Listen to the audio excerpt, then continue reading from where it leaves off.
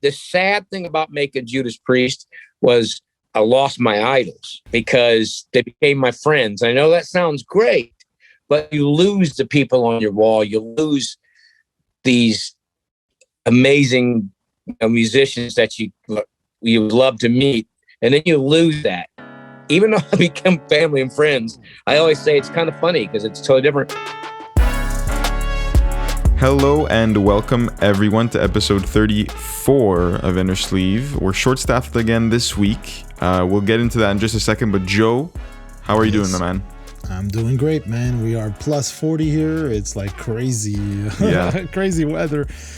The summer's been great. The summer's been great. Good to hear that you're doing great. We're still short-staffed. I'm doing well. Yeah, I'm missing our colleague though. Cassius we're doing a little better than Cassius is right now. Yeah, unfortunately, for all you regulars out there who listen to the show, Cassius was gone last week. He's still going to be gone this week. Just precautionary measures, getting himself some much-needed rest because he had suffered a concussion. So, head injury is always serious. So we're telling him take as much break as you need. Come back when you're fully back to full health, and we'll hold the fort down in the meantime.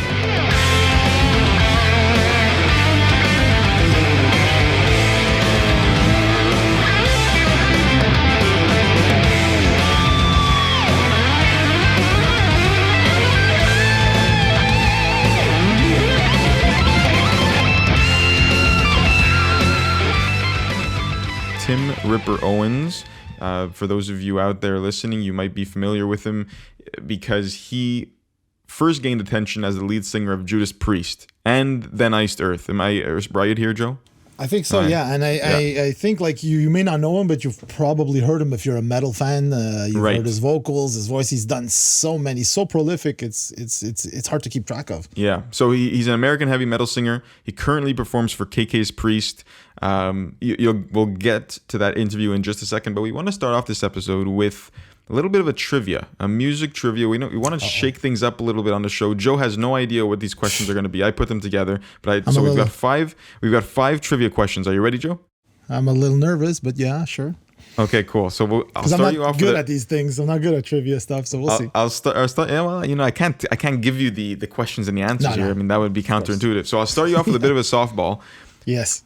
Who was? I think I would get this one. So you might. Who was the very first American Idol winner? Oh, that's easy. Kelly Clarkson. Okay, good. You're 1 for 1. Yeah, that's easy. That's a softball. Yeah, exactly. A softball, real softball. Okay, question number 2. What was Freddie Mercury's real name? Oh, no idea. I know it's it's a hard name to pronounce if I'm not mistaken, right? It's like not like Freddie Mercury. No idea. No. Okay, Farrokh Bulsara. Didn't know that. I did not know that. Okay, question number 3. What rock icon was the founder of the Society for the Prevention of Cruelty to Long-Haired Men, such as yourself? Wow. No idea, dude. No idea. So when you think of rock stars with long hair. Okay. Can I have another clue? Like, is it like an 80s band? So this person has passed away. Wow.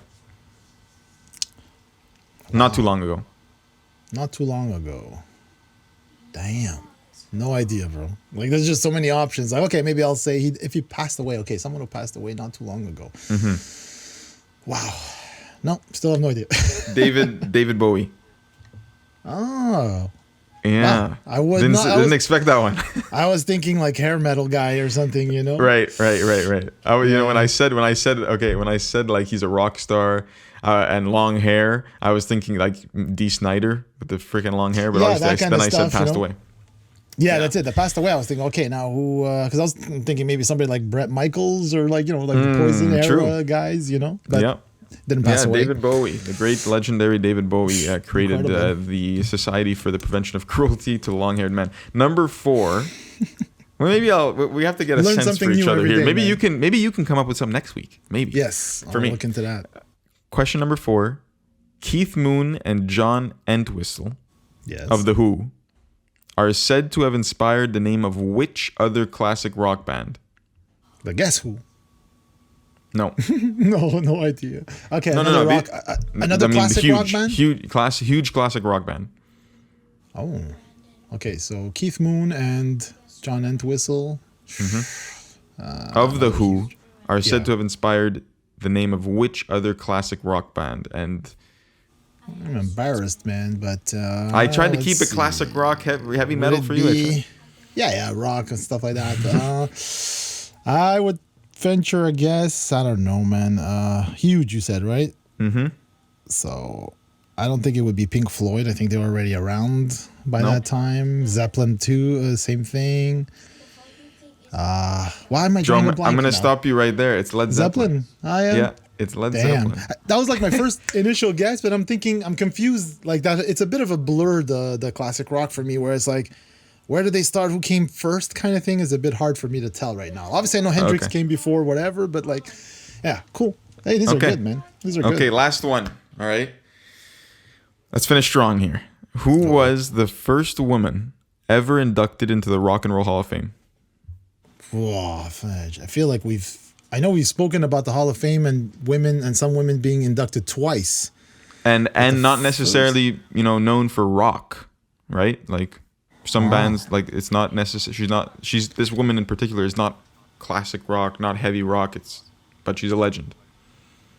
Okay, so I'm just gonna venture because I said she was inducted twice. Stevie Nicks? No, I'm way too late. Okay, so it's before that. Wow, I'm really bad. I told you I was bad at trivia. That's okay. But this one, she is deceased as well. Yeah, I figure. But give me another clue. Is there another clue? Is there an era? She was born in Tennessee, Memphis, Tennessee. So southern. I'll give you a southern. She's got some southernness to her. What's wrong with me today? I'm drawing complete blanks. I'm sorry. Don't know. Queen of Soul. Is that Aretha Franklin? Correct. Damn. Why didn't I think of that? Aretha I was thinking like Ella Fitzgerald or like something like that, even older. But yeah, Dionne Warwick could have came to mind too. True. Who? Yeah. So Aretha Franklin was the first woman ever to be inducted into the Rock and Roll Hall of Fame. I think this was a fun experiment. I think for those listening, maybe they'd be screaming at their computer screens because they might have known or not. But I'm sure. I'm sorry to let you guys down. And like I know so many useless little tidbits sometimes, but the important. We'll get better. Yeah. We'll get better. Maybe next week you could hit me with some and I'll go 0 for 5 or 0 for however many you give me. Well, I got one, I think, right? I got one and a semi-guess of Led Zeppelin, which I was about to wear the shirt again, and I made a point of not wearing it. Right. So anyways, cool. we'll try and revisit this next week, maybe on my end. I'll get some answers going. So without further ado, though, Joe, I think we're good to send it off to Tim Ripper Owens, are we not? Tim Ripper Owens, yes. Tim Ripper Owens. Singer. Interview with Cassius here on Innersleeve. Enjoy, everyone.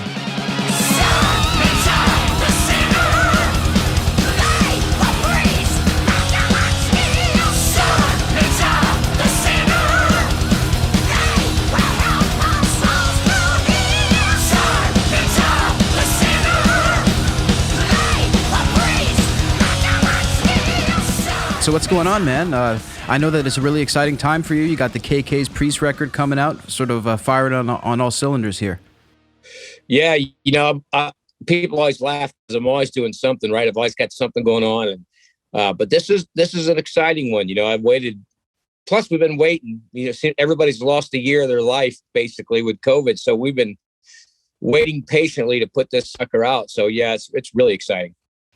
So what's it been like for you to sort of adjust to that? Because like, as you mentioned, constantly on the road, constantly having your hand in different musical pots, so to speak. I mean, and also maybe to add to that, what's it been like having that back? What sorts of feelings are you having? Well, I got to say, I didn't know when that hit, just like everybody, I'm thinking, what am I going to do now? I mean, that's how I make my living, is touring. And, I got lucky that I started doing a lot of recordings for different people. I've been so busy in my studio here at the house. I finished the 3 Trimmers record. I went back and redid some vocals on KKs Priest. I did a whole record for a band called Pyramid.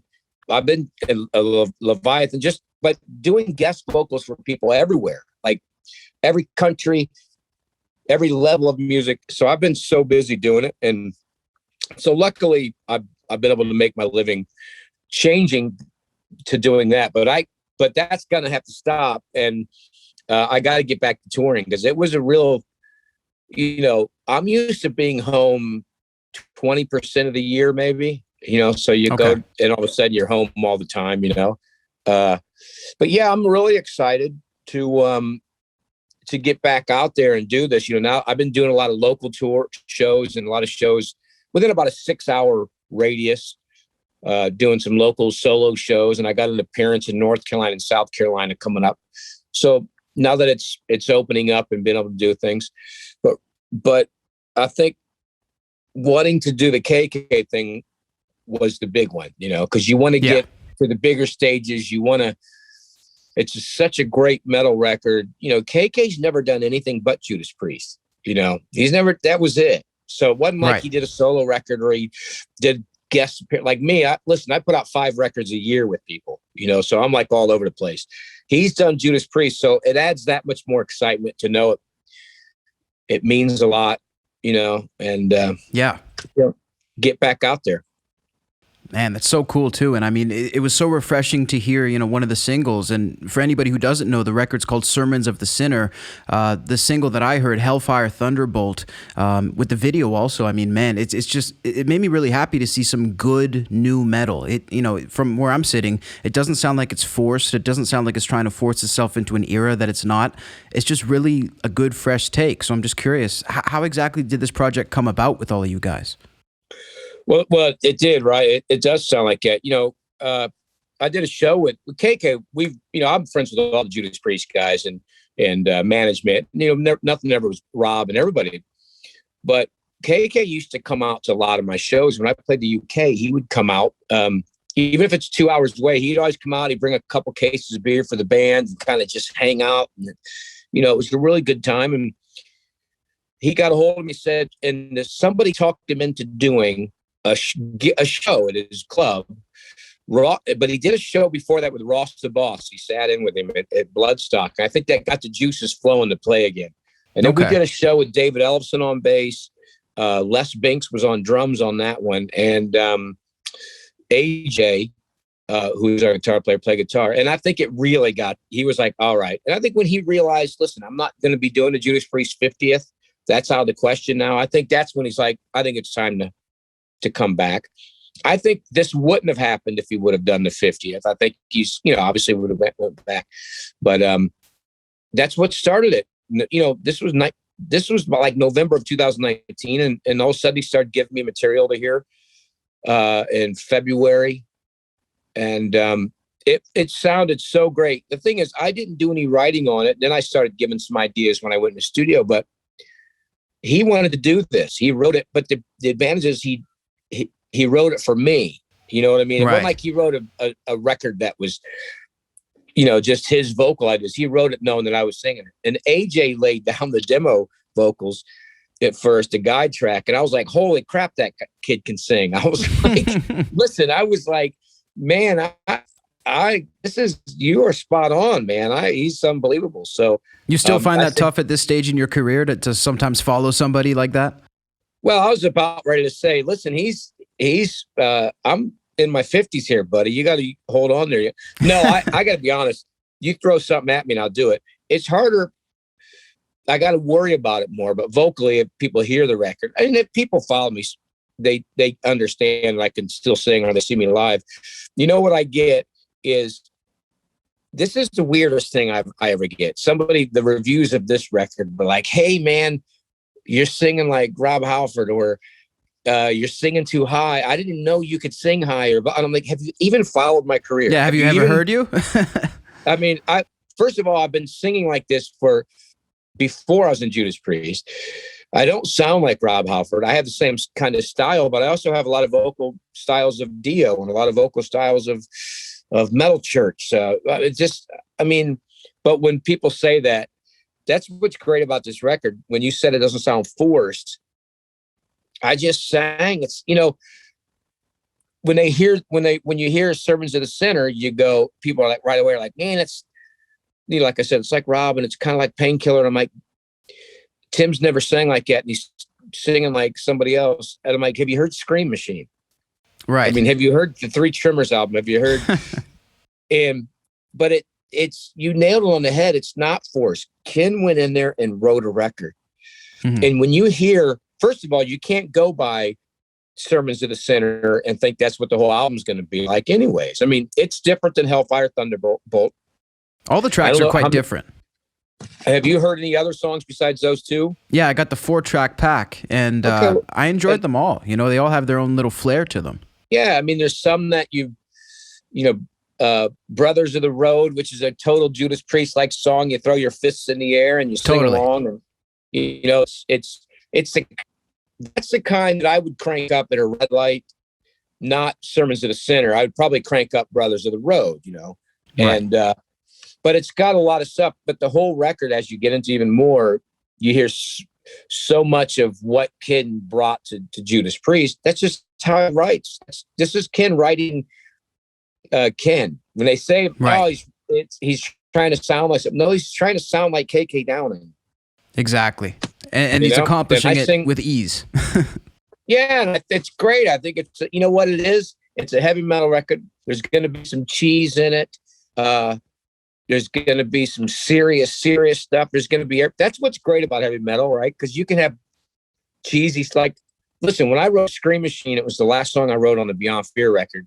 And I wrote it as a point to go, listen, man, I'm going to write this song and be classic metal. And it's about a metal monster. And it's a little cheesy. And all of a sudden it became the biggest song from the record. You know, everyone's like, yeah, the Scream Machine. And that's what's great about metals. You can hide some political stuff in there if you want. You can write about your life. You can write about somebody being down. You can write about a metal monster, a vampire, whatever. And KK kind of hit, you know what he this was a lot towards the fans too, this record. You know, there's a lot of songs on here like Good for the Fans and the band We're on the Road. But yeah, you know, I think that what people got to realize is it's us, you know. I mean, KK wrote a record and I'm singing like me. It's not, I mean, I know it's KK's Priest and we're not trying to be Judas Priest. I mean, I know it is called KK's Priest. But it's a band, you know. It's pretty cool stuff. I saw some comments that said it's almost like an alternate timeline if Judas Priest had continued the way it was with you, and then it maybe to today. I don't know if you see it in that way. Well, I don't know, because this is Ken writing like Ken writes. You know, he's not. So when you have Glenn and Ken and those two writing together, I don't know what it would end up being. I love the Jugular and Demolition record. I think it very well, this could have been, you know, that's why I love Judas Priest in the first place. You didn't know exactly what you were going to get. I mean, yeah, they always changed a little bit, you know. The irony is, when I was in Judas Priest, if it didn't sound like the Judas Priest they wanted, they were mad. But now if Ken sounds like Judas Priest, they're mad. It's kind of like, no, wait a minute, which one are we supposed to do? But yeah, I think it probably could have been. It's definitely has a little bit of both those records. I think it has more of a Jugulator, if you would go to that. But I mean, I hear a lot of things. There's stuff in this record that remind me of rock and roll. It's kind of strange. It's like, wow, this is strange stuff. But I think everybody hears it differently, and I think they're excited, and it's metal, and you know, it's not trying to be something else. It's heavy metal. 100%. You know, it was interesting. KK came out and there was this new article where he was actually giving praise to your two Judas Priest records. I don't know if you had any reaction to that, but, you know, quite obviously the band is quite proud of both of those records, sort of on all sides, really. Yeah, it's proud enough that you can't get them anywhere. Well, they're tough to find. When I was doing my Spotify, you know, roundup, I had to go elsewhere. Difficult. No, listen, they're great records, and I've been playing them for years. If I tour solo, I would always have 101, Hell is Home, Burn in Hell, maybe Lost and Found, sometimes Bullet Train. I have these songs in the set list, you know, Decapitate. Oh, wait, not Decapitate. I can't remember what it was called. But I have songs in there, you know. But I, of course he is. And I think it was great because, you know, Ken's always been a little more experimental with his guitar playing. and solos, and he really was experimenting a lot with those records, doing different sounds and stuff. But yeah, I think they all are proud of that record. I don't know why they're not out. I'm not sure why, since I don't make any money from them, but so I'm kind of shocked that, everybody talks every day that they want to get them on vinyl and they want to buy them. I'm not quite sure why you'd put them out, but I think they all are. We all got along so well and had a good time making them. I'm sure everybody in the band's proud of them. Absolutely. And would you say Ken is the person in the band that you're obviously the most close to, or do you talk with Rob or Glenn, any of these guys? I don't really talk to anybody much anymore, just because of, your life changes. You go on, you do stuff. I mean, Ken and I talk, but we still didn't correspond as much.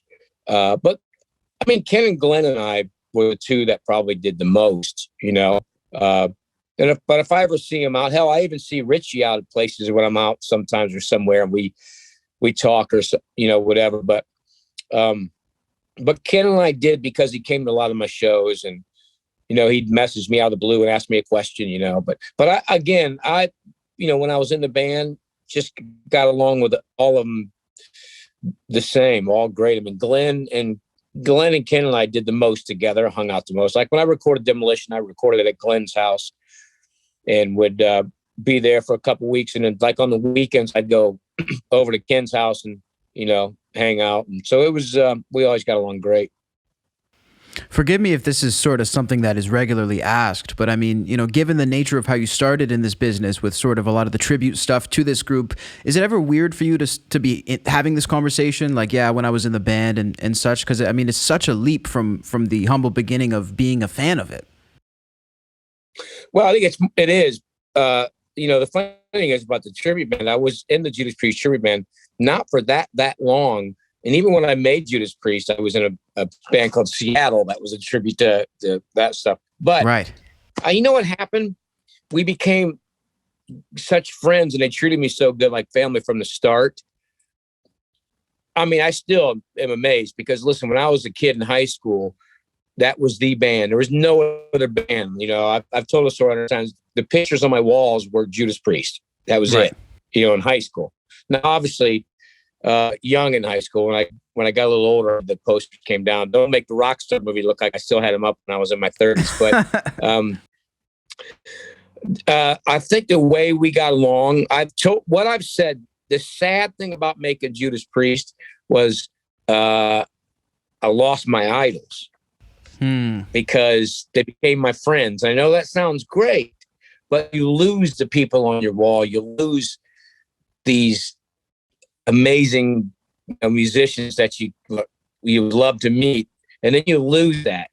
Even though I become family and friends, I always say it's kind of funny because it's totally different. And I still get starstruck by meeting all the people, but I just think about how I became good friends with Ronnie Dio and all the great musicians out there that are so nice, and you become friends with. It's kind of like, wow, that's what's crazy to me. Like, you go see Night Ranger and they pull you up on stage to sing, you got everything coming with them. They learn it just because I was coming to the show, and it's like, is this really happening? I mean, so because I still am the kid from Akron, Ohio. I have the same friends, the same stuff. My car's a little better, but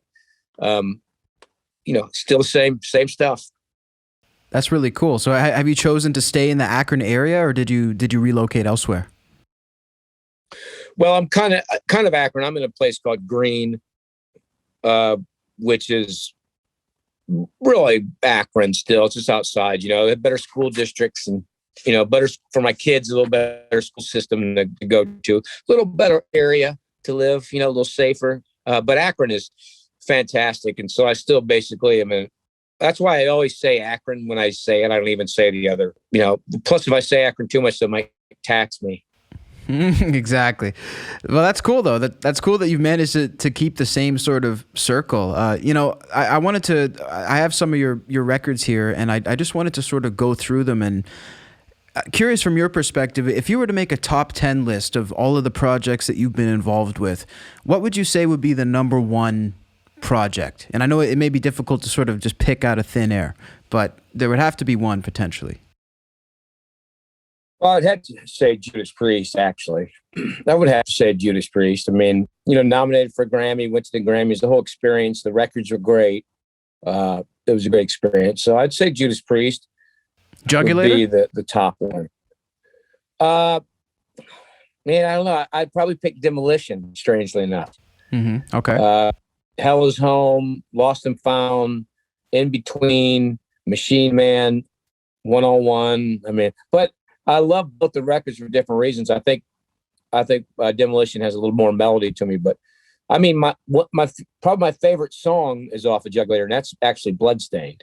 So okay, interesting. Good to know. How about the live output that you guys released? Would you say the greatest one is the '98 Live Meltdown or the London DVD 2003, or the CD? Well, sorry. Strangely enough, the set list and everything was better on '98, but I think I'm gonna pick Live in London because it was really raw live. Like, I messed up. Nobody went in. I mean, not that I wouldn't have liked him to. There's no like even fixing anything for me. No, if I messed things up, if the mic was wrong, if I was flat, I was sharp. We were tired. We just flew from Japan. We recorded all day long. I mean,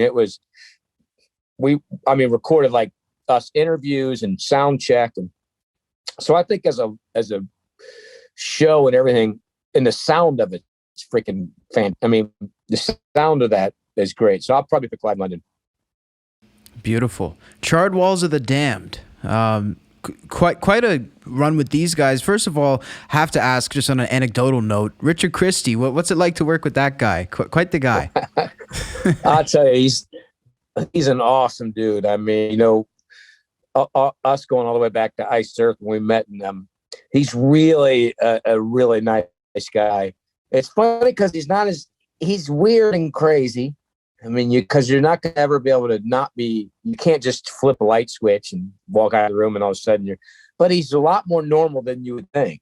He just does weird stuff. Like, I mean, he doesn't come to my house and pee in the seats or poop his pants or any of that stuff, but little things make him so happy. I mean, we had this video game on the bus, and I would golf. It was a golf video game. This is a long time ago, so it had to be pretty crappy. But this is Ice Earth days. He would just hit the ball into the woods and watch the guy. And he would just go. He would just laugh. He wouldn't even play the game. He would just hit the ball in the woods and watch the guy's reaction and just sit and laugh for hours, just for fun. Really, he's so. Listen, my girlfriend did 2 months in New York. She's a paramedic. Went for COVID. She went and worked 2 months in New York during the COVID, beginning of it. Appreciate her doing that, by the way. Yes, thank you. And she was doing 911 calls. And Richard had sent out. He catered for her whole unit, which was probably like 30, 40 people or something. He sent barbecue dinners to everybody there. Wow. Him and his wife. Yeah. So, and I had a buddy, Rob Festa, who's a New York retired New York policeman who was at 9/11.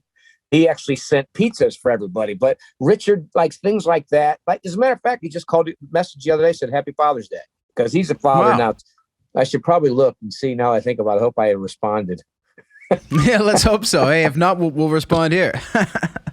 Man, that's so cool. Great, and he's a great dude. He's really talented. And listen, when we go record that, we're up there with Jason Sukoff in Florida, and Jason's crazy, and Richard's crazy, and I'm just sitting there like, what have I gotten myself into? I can only imagine. It sounds fun though. So what would you say is the greatest Charred record that you were involved in? I think the last one was. I liked the last one a lot. I can't remember. Was it Creatures? Creatures, yeah. Watching Over the Dead. Yeah. I think it's, they're all great for different reasons, but that was a little more straightforward for me. It was a little more, and I like that. I would probably go with the first one and that one, but I think the last one had some of my favorite songs. I mean, there's some great tunes. Again, straightforward stuff, and I like that. Very cool. Real quick before we wrap up, there's 2 more groups I just quickly wanted to touch on. Iced Earth, I don't know if there's anything you could tell us about that or any of the sort of top moments that stand out in your mind, whether it's live or on tape. Well, I mean, I learned a lot about history. So when I did The Glorious Burden, I learned more from making that record about history than I did in school, I think, and Wow. Going to Gettysburg and learning about the 3 days of Gettysburg. And I learned a lot, but it was a good time. I always said Iced Earth was like the minor leagues of metal, and people look at me like I'm putting it down. I'm like, no, you're still a pro. I mean a minor league compared to Judas Priest, I should say. Judas Priest name alone is major league. And Iced Earth was always still like, listen, the crowds were just as big. We sold just as much. It just was a matter of, Judas Priest was Judas Priest. How do you top that? Yeah, exactly. exactly. You know what I mean? But it was great. It was great. I mean, I had a good time recording it, and it was challenging stuff. But I actually liked Framing Armageddon better. So there you go. Okay, there you go. I love it. And finally, anything you can tell us about Yngwie Malmsteen and the Rising Force? Yngwie's great. I mean, listen, he is what he is. All the rumors and you hear about him, I'm going to guess they're probably true. But I got along fantastic with him. You know what? We had so much fun in the studio. He likes to joke. He was so easy. I would record a vocal line and be like, "Hey, all right, let me redo it." And he goes, "No, that's good. No need redoing it again because you just keep doing it. That's good." He was really easy. I know he gets that bad rap, and he's put that upon himself. Really, I mean, since I left the band, he's thrown all the singers under the bus. So it's not like he gives me glowing reviews or talks good about me. But I got along great with him. Treated me great. Listen, he loves to play guitar. He plays guitar all the time. He has a guitar by every chair he has in his house, and anytime he sits down, he picks it up and plays. And I thought that was the coolest thing ever. That he loves music and loves to play guitar. He's totally passionate about it. So that was cool. I love that. Tim Ripper Owens, it's been a pleasure speaking with you. And KKs Priest, Sermons of the Sinner, August 20th. Anything that you can let fans in on about the record to expect? Because I know they're very excited. Well, it's everything. First of all, the song, The Return of the Sentinel, is unbelievable. It's like this big epic ending song on the record, and it's such a fantastic piece. But It's a great record. It's got a little bit of everything. If people thinks it's going to be Hellfire, Thunderbolt, and Sermons to the Sinner throughout the whole song, it's not. It's a little bit of everything, and it's a great record. And they can find out anything on all the websites, KKs Priest, or they can go to my website, timripperowens.com, or all my social media, which is Tim Ripper Owens something. I don't know what it is, and do what you do. Buy some Ripper merch. That's what you can do. Cool. We'll put all the links for that in the description below so people can buy that and follow it. We come to save you. Beat by your ribs apart. We come to free you. We know just what you are. Big thanks to Tim Ripper Owens for coming on the show. I love that chat with him and Cassius. Joe, I felt like it was just two guys out at a bar, having a beer, talking the business, talking music. What were your thoughts on the interview? Well, same thing. Like, and that's a good thing. So that's like a successful interview where it's very casual, very laid back. I mean, I've known of Tim Ripper Owens for a long time. Like you said, he's lead singer. He replaced Rob Halford as the lead singer for 2 albums, and I think a live album or 2 albums for Judas Priest. Plus, like you said, Iced Earth. I mean, he's done so many sessions. It's incredible. You should definitely check him out if you're into that stuff, like Yngwie Malmsteen stuff. And speaking of Yngwie Malmsteen, what's really funny is like growing up. Can we get into this? Can we get into this? Give me a bit of that scoop here for the people who might not know. Yeah, Yngwie Malmsteen, he came into the scene in like the early 80s as like Swedish. He's a Swedish guitar virtuoso. Basically, he came in as like brought a whole neoclassical stuff. So very like Bach, Vivaldi, classical Mozart style guitar shredding.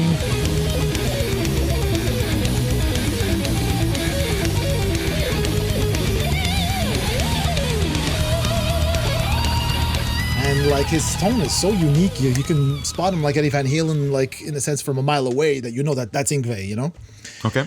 So he became super influential to like my generation and everybody, afterwards, guitar, but also became a bit of a meme. you know, like because he's known to like. I remember when I was a kid, I watched him in high school, and my friend was doing backstage or whatever, and he was telling me that like he would turn off the lights on while the opening band was playing. He would like. He took all their pizza, brought it to his. They ordered pizza. He took all the pizza. He's a little troublemaker. You know, like you'll see, like Yngwie, like it's all about him. He's gone through singers, like every album, like people change like jackets or shirts, and stuff like that. You know, so it's about Yngwie. It's not about anyone else in the band. And what's so funny is that like if you look at the setup now in like 2019, 2018, when you look at the band.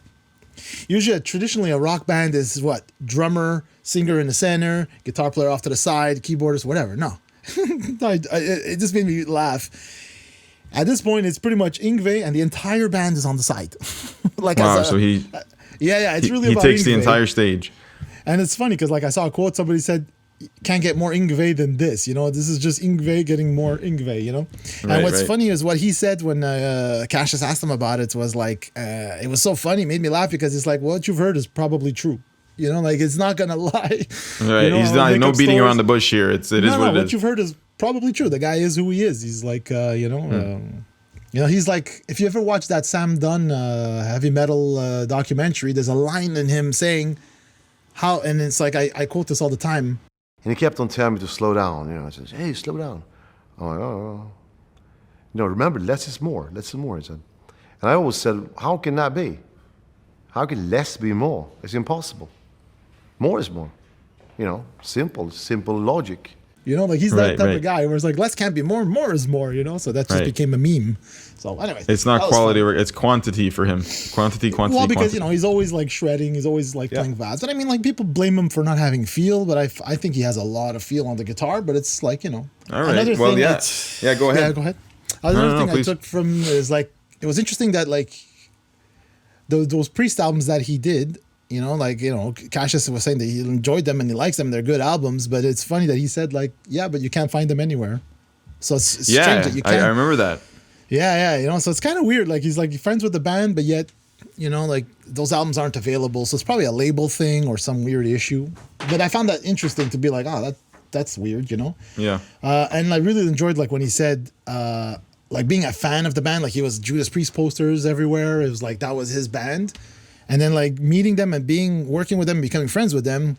It was interesting to say that it's like you lose that friendship, right? He said, you lose your idols when you become friends with them because now you're friends and they're just, you realize that they're like everyone else, you know? So, like, they have their faults. They have their, I got it. Yeah. That's it. Yeah. So like, that's pretty much my funny, you know, like very light takeaways. You know? No, I like it. I think that it was it was a pleasure to have him on the show here on the channel.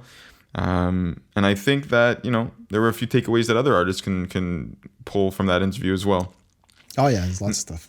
Yeah. Now we'll get to the end of the episode here. We just want to have, what is this, Frank's Corner? Let's be frank. I don't know. We haven't settled on it. We're gonna have to, you know what we're gonna have to do, Joe, for the trivia, and if that stays, and this segment is we're gonna have like banners. We're gonna have like a segment transition. We're gonna have to ask someone for that. I'm down for sure. A little tune because we're a music channel. We gotta have some music in there. Anyways, so on this day, I've got two things for you, okay? So maybe we could have... this one stood out to me, though. 13th of August. Obviously, it's on this day of which this episode airs.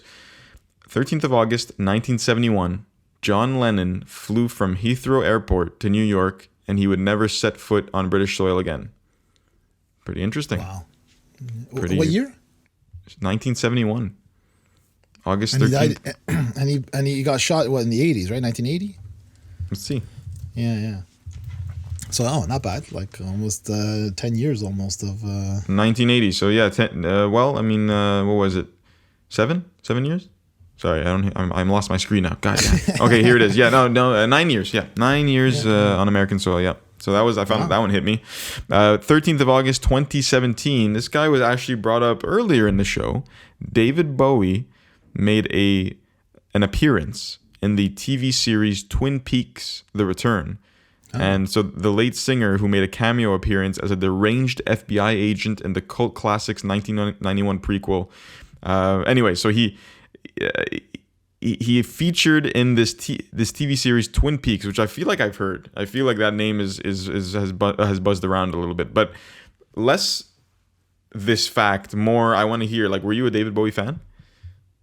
Yes. I mean, I felt like he was really off the wall at times. Like he was a bit different. Well, yeah, that's the beauty of David Bowie, right? Like where he did like, he did like almost not every genre, but like, I mean, he reinvented himself often and very, like I noticed like that he was one of the only, there's not that many that can do that, where every album you can push and completely change a genre. You may alienate some fans or others, but they still have, his body of work is just so massive that like people will appreciate that, especially his last album. I don't know if you ever heard his last album, Black Star. It's so like, you really got to listen to it. Like it's deep, really deep. A great like headphone kind of album where you can really trip out basically on a lot of the stuff. And I mean, David, I can't say anything that hasn't been already said like 10 times better. So you touched on like he touched on so many different genres. Like who do you think a modern day artist now who's done that? I can't tell you. Anyone come to your mind? There's like, for me personally, like in my let's say like discography of stuff I listen to, Mute Math is one of those bands where every album is sort of different. You don't know what to expect. I mean, there's so many artists, just nothing's coming to mind. But yeah. Yeah, I probably wouldn't do justice to some people who really do it. And I'm just my thoughts are going towards the mainstream people. That's it. Yeah, I don't know. Someone as widespread like David Bowie was, I don't think there is one that compares nowadays. But you always see artists like bouncing around from like R&B or soul. Prince was another one like that. Yeah. I don't know. Took chances and like there were good chances. That's true. That's a good point. I ask these questions and I can't even think of an answer to them. I know. Anyways, hey, look, if you're listening and you hear this, who's an artist that you feel today has branched across so many genres that you actually have their respect, you tip your cap to them, and has had success in many different genres. Like in the mainstream success, like in the sense of where like it's a household name or almost, where it's like everybody knows David Bowie, right? Yeah. So that's it, Joe. That wraps up this week's episode. Hopefully next week we'll be rejoined with by Cassius. He'll take over. I've done an interim role here as the host. Hope I've done a good enough job. But yeah, awesome. We'll catch you guys next week. By the way, really appreciate the support on the past couple of shows. Last week we had SoundMojo artist Timmy Life and Casey James, former American Idol finalist Casey James, on the show. That show was well received. We thank you guys. We do this for you. If ever you have any questions, any comments, leave them in the comments down below. Like, subscribe. We're almost at 23,000. We'll get to 25,000. We'll get to 30 eventually, but let's hit that 23,000 subscriber mark. And aside from that, Joe, I think that brings this episode to a close. So without further ado, I wish you guys all a good week and good weekend, and to take care, all right? We'll see you next week. Bye-bye.